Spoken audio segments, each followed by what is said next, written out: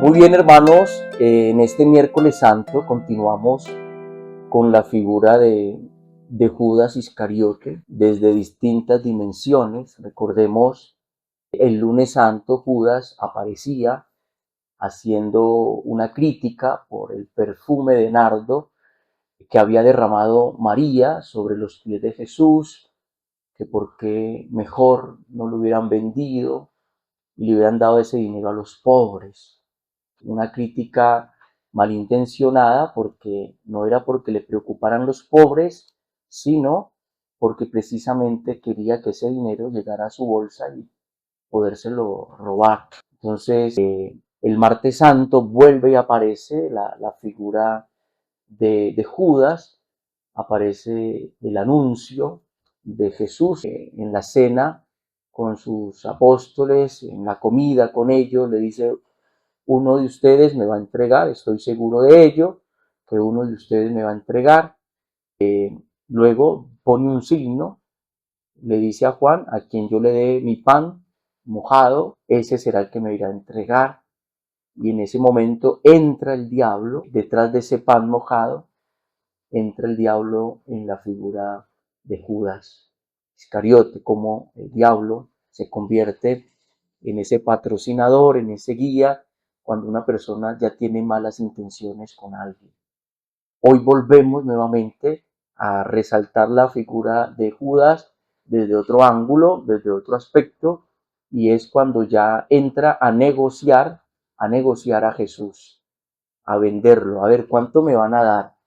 Y es allí que el Evangelio de Mateo, en el capítulo 26, del 14 al 25, pues dice lo siguiente, ¿no? En aquel tiempo, uno de los 12, Judas Iscariote, fue a los sumos sacerdotes y les propuso. Mira cómo Judas ya entra a negociar a Jesús como si fuera un objeto comercial y les dice que están dispuestos a darme si se lo entrego a ustedes. Ellos luego se ajustaron con él en unas monedas, en 30 monedas de plata. Y fue así como se dio la venta y la compra de Jesús. Este es un tema que vamos a analizarlo en este miércoles santo, porque hay que partir diciendo que el ser humano no es un objeto de comercialización. Por eso Judas llegó a lo más bajo con Jesús, con el Hijo de Dios, con el Dios de la vida. Entró a comercializar con Jesús. ¿Cuántas personas no comercializan con el cuerpo de las demás personas? ¿Cuántas personas no comercializan al otro?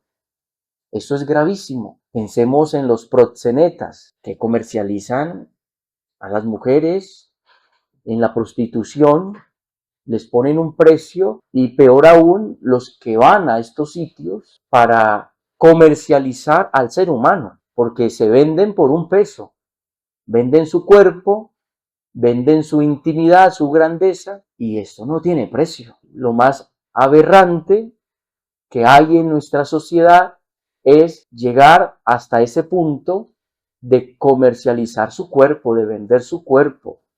Y esto se da en muchas dimensiones, en muchos aspectos, desde muchos ángulos, en la sociedad del siglo XXI.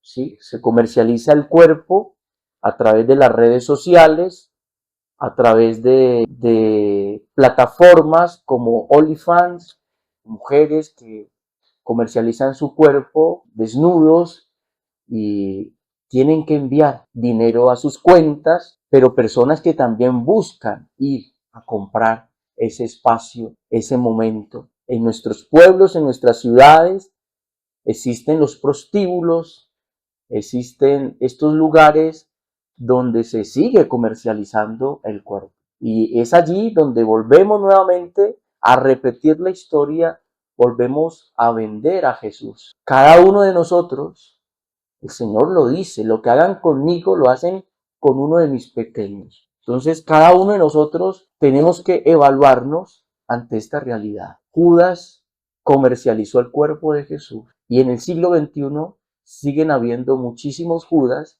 comercializando el cuerpo de las personas. Esto clama al cielo. Esto es de las cosas más delicadas, más aberrantes y más tristes. Entonces, en este miércoles santo, con este evangelio, preguntémonos, ¿he vendido mi cuerpo? ¿He vendido nuevamente a Jesús? ¿He ido a comprar el tiempo, el espacio, el cuerpo de una persona? ¿Cuántas veces personas ya casadas con su familia, con su esposa, y van a estos lugares a estar con mujeres? Son realidades tristes que se dan en nuestros entornos. Y luego también analizamos este aspecto desde la ambición, ese deseo de poseer. El ser humano vende a veces lo más valioso por darle el primer lugar al dinero. Vendemos lo más valioso, inclusive por encima del matrimonio, por encima de la dignidad de las personas, por encima de la familiaridad, de la amistad, ponemos el dinero, preferimos el dinero, la ambición. Judas, ¿qué lo llevó a entregar a Jesús? La ambición.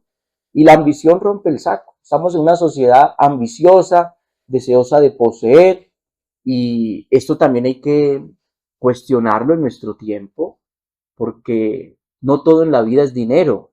Vea, el dinero se acaba y como decían nuestros abuelos, y el tonto queda. Oiga, hay unos valores más importantes que el dinero, que el poseer, ¿sí? El valor del amor, el valor de la dignidad de las personas, el valor de la amistad, el valor del matrimonio, el valor de la familia. ¿Cuántas familias no se dividen por la herencia? Hermanos que no se vuelven a hablar por un pedazo de tierra. Hombre, es más valioso estos valores. No pongamos el dinero por encima de estos valores, del valor de la familia, por ejemplo. Entonces, revisemos esos aspectos porque la ambición está matando las relaciones más profundas que hay en el ser humano. No nos dejemos llevar por la ambición. Cuando la pasión de poseer y el apetito desenfrenado de bienes y de riquezas está acompañado de la estrechez, de la tacañería y de la mezquindad, estamos hablando de avaricia, ¿sí? El avaro, ¿no? Es aquella persona que acumula y atesora insaciablemente, o sea, no tiene fin, atesora insaciablemente, amontona, pero no usa el dinero ni lo comparte. Hay gente avara en los negocios, en todo, pero el avaro se conoce porque busca acumular, pero ni siquiera usa para sí ese dinero, ni siquiera se da un gusto y es tacañísimo. ¿Cuántas personas ávaras no hay en nuestro ambiente? ¿Sí? Gustan de poseer, hay una pasión por poseer, pero no comparten con nadie, ni siquiera para su familia ni para él. Personas que van hasta mal vestidas, personas que, bueno, eso es un avaro.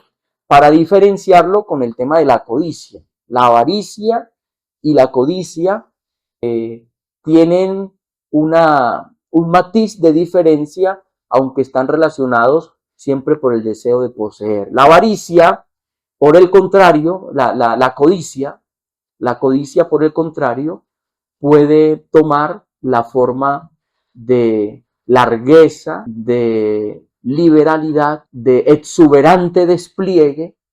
Es el derrochador, la codicia, ¿sí?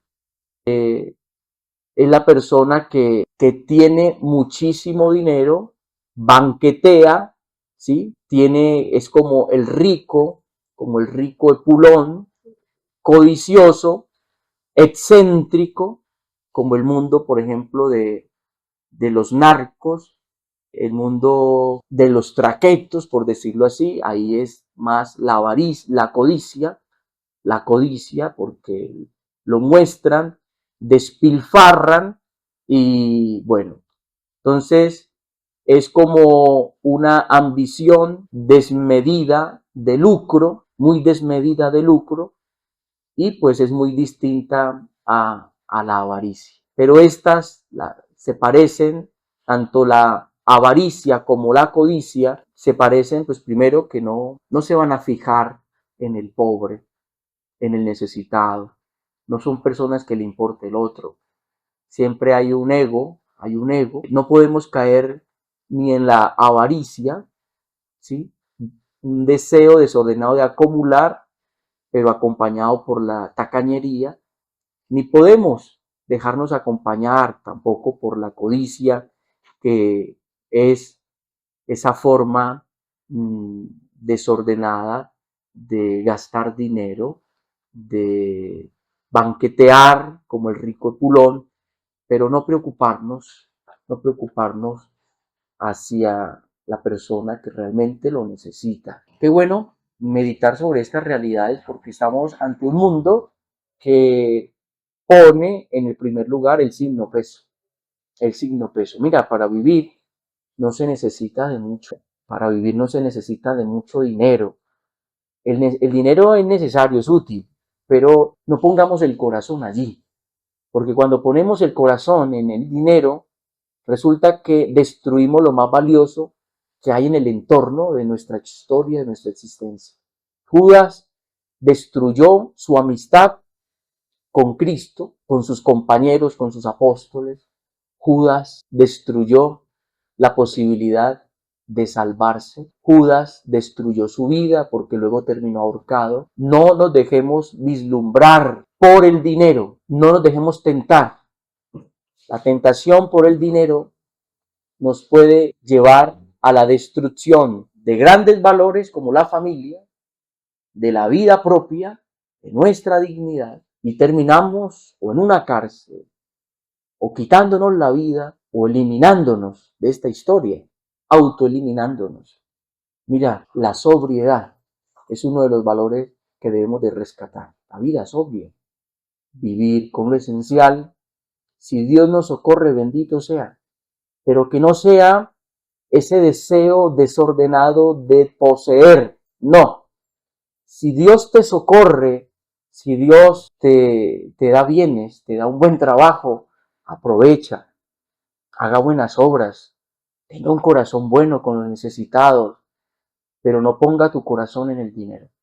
Ama a tu familia, ama los valores principales como la amistad, como el amor, como el matrimonio, como el hogar, como la dignidad humana. Nunca ponga el dinero por encima de esos valores y así garantizaremos la felicidad. Porque la felicidad no está en las cosas externas y materiales, está muy dentro de nosotros. Entonces, vamos a continuar avanzando en esta Semana Mayor a través de estos personajes que nos permiten descubrir el sentido de la vida. Razón y fe con el Padre Robinson. Hasta pronto.